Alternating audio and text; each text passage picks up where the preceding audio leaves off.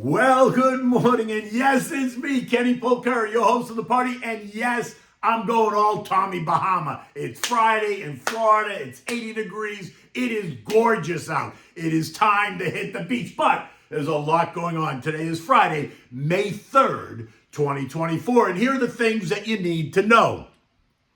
Right, what happened yesterday, what's happening today, what happened to Apple? Oh, boy, did we talk about that. Algos go all in, right?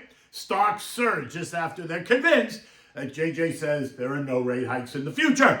And Apple does not disappoint. Well, duh. They raised their dividend. They announced a big buyback. They did not disappoint. Wait till we talk about that.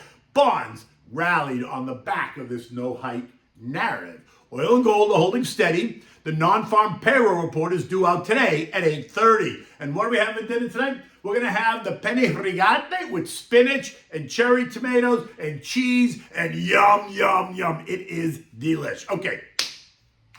Bam! Stocks rallied, and they rallied hard, all on the idea that JJ assured us that rates are absolutely, positively not going up.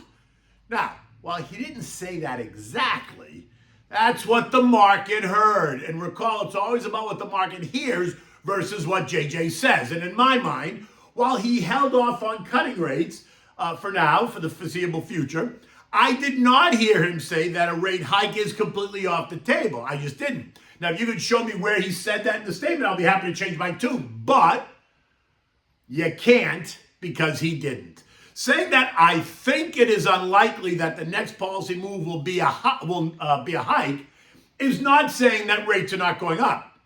But this is just about semantics, right? You heard it one way, I heard it another way, and that caused some to scramble to get back in. Well, guess what? I just continue to ride the wave. And in the end, as I suggested yesterday, the algos went into hyperdrive because they heard no hike. Right? Tripping over themselves, trying to get back into the market the same way they tripped over themselves trying to get out of the market on Tuesday, right? Which was ahead of the FOMC meeting, and they didn't know what JJ was going to say, and there was all that nervousness, right? So they run out and then they run right back in. Remember, it's the herd mentality.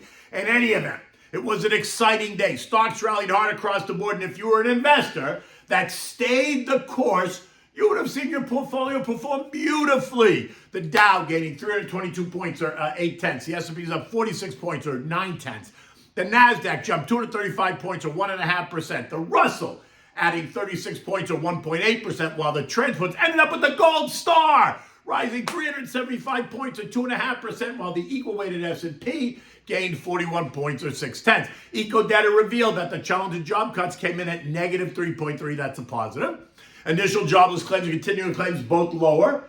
That's a positive. Factory orders up 1.6%. Durable goods up 2.6%. Both viewed as a positive. But what did not get any attention of all was the explosive unit labor costs. They were expected to be up 4%. They came in at plus 4.7%. That is not a positive number. But it doesn't fit the no hike story. It supports a hike story. So no one paid attention to it. Poof, nothing to see here. They just shoved it under the rug, time to move on, paid no attention to the man behind the curtain.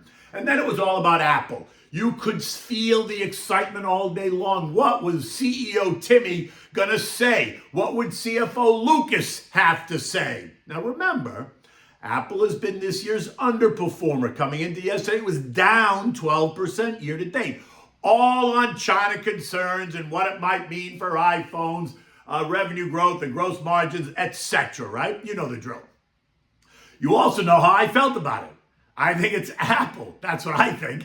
Now, to be clear, they took Apple up $3.70 or 2.2% during the trading day ahead of the earnings to end the day at 173.03, right? Remember that number. Yesterday, I told you that my friend Stephanie Link, Chief Investment Officer at Hightower, reminds us that Apple has the strongest installed base of any company in the world with 2.2 billion users. I said they would have to report nothing short of a disaster for me to change my outlook on Apple. Not happening, I said, right? They earn $90 billion at least plus every 3 months. In the end, it's going to be about their AI strategy and how they're dealing with any supposed slowdown. Well, the balance is going to be about the usual data points, right? The iPhones, the Macs, the iPads, the wearables, and the service revenue. So knock yourself out, right? The stock was down 12% year to date coming into yesterday morning, below all three trend lines. All as it hugged the line at 169. And this morning, the stock is quoted up. Yesterday morning, the stock was quoted up $2 at 171.20, right? Trend line resistance at 172.59. I said a push up and through would see it challenge the next trend line at 181 fairly swiftly. I guess you know what I think, right? And then guess what happened on the way to the forum? At 4:05 p.m., Apple earnings hit the tape. Earnings per share of $1.53 versus the expected $1.50. So that's the first beat. Record services revenue of $23.96 billion. Second beat. Mac and iPad revenues also outperformed. That's the third and fourth beat. Now, iPhone revenues missed. But we knew that. That's not a surprise. China sales were lower. Okay, again, not a surprise. Wearables also missed. Again, we knew that. Not a surprise. They raised their dividend by 4%, payable on May 16th. The holders of record on May 13th. That's positive. And they authorized an additional $110 billion share buyback program, a huge positive. And bam, they took it up $10.13 or 5.8% in the after hours to end the session at 183.16. It sliced right through trendline resistance at 181 before the ink was even dry. And this morning it's quoted up that $10 at 183 and 183.5. Need I say more? I don't think so.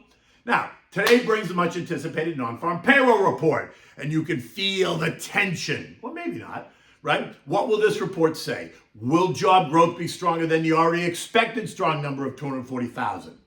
Remember, last month, the number was expected to be 214,000. It came in at 303, up 41% over the estimate, and that caused all kinds of consternation in the markets, suggesting that JJ was stuck between a rock and a hard place.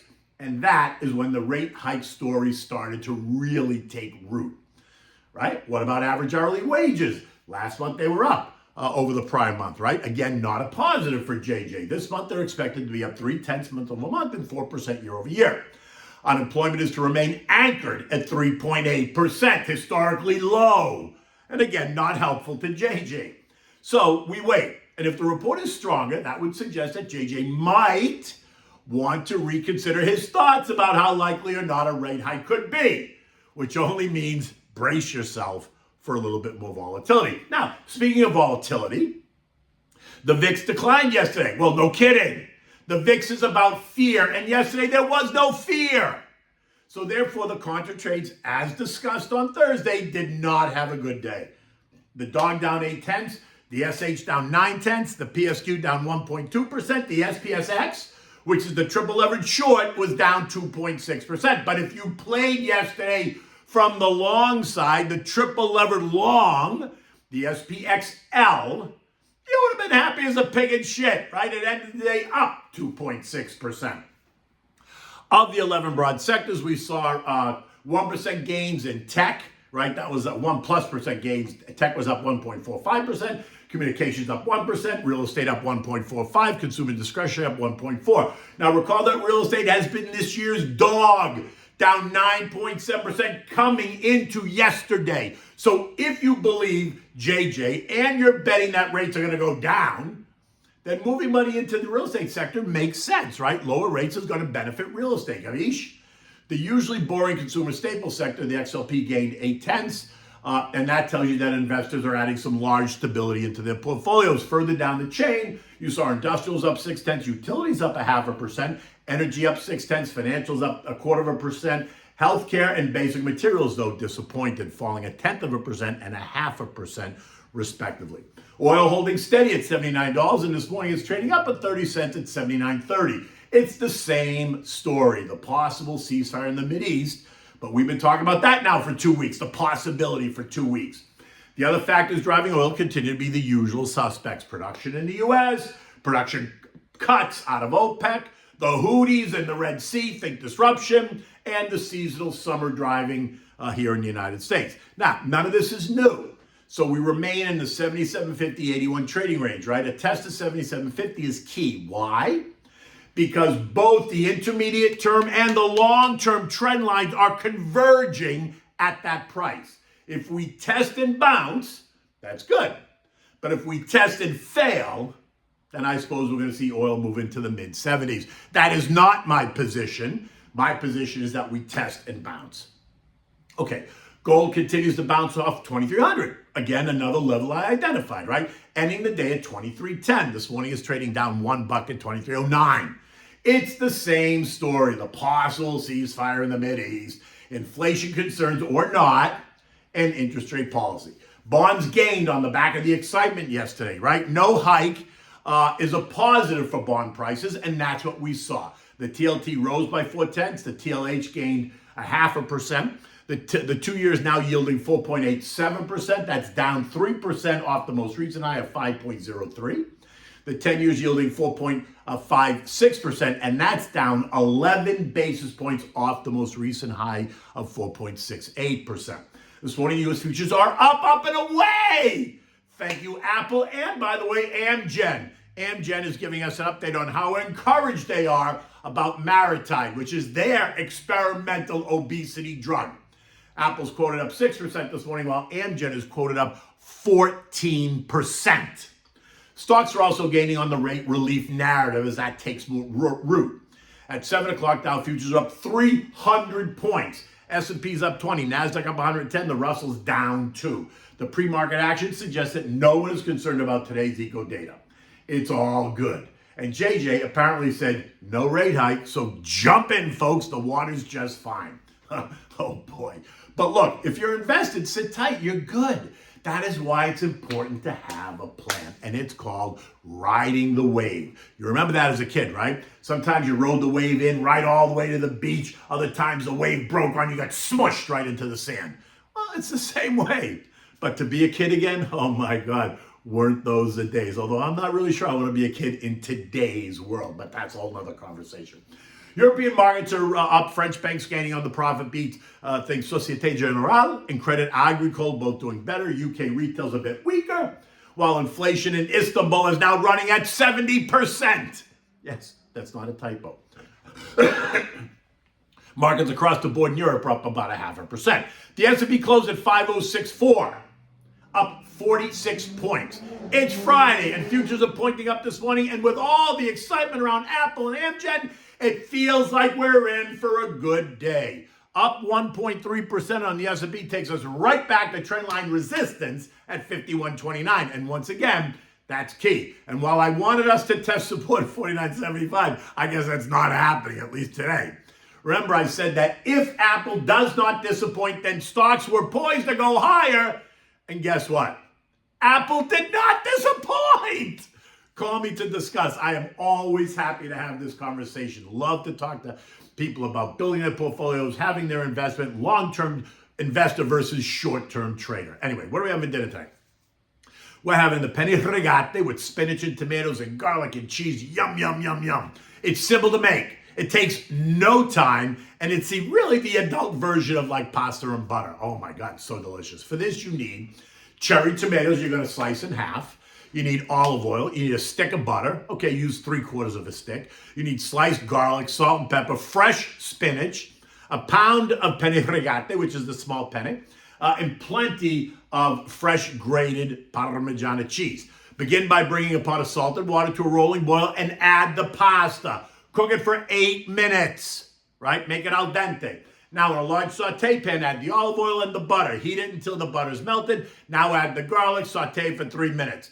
Add 2 cups of sliced cherry tomatoes. Season it with salt and pepper. Leave them on the stove to medium low to simmer for about 5 minutes. Now, the pasta's done. Strain the pasta, always reserving some of the water. Add the pasta directly to the saute pan. Toss it to cold. Now, take it off the heat. Add 3 handfuls of the fresh spinach and 1 cup, at least 1 cup of the fresh grated Parmigiana cheese. Mix it well. Serve it immediately. Now, if it looks like it's getting dry, then, add a ladle of the pasta water. Always have extra cheese on the table for your guests. This thing should take you a total of 18 minutes start to finish. Start to finish, 18 minutes. You got to boil the water, and then the rest of it just comes together. It is simple to make. And the colors, They look beautiful. You got red, green, and white. Looks like the Italian flag. In any event, like I said, it's Friday. It is gorgeous outside. I might, call it a day at about 2 o'clock and head straight to the beach. I'm dying to go in the ocean. In any event, until Monday, take good care.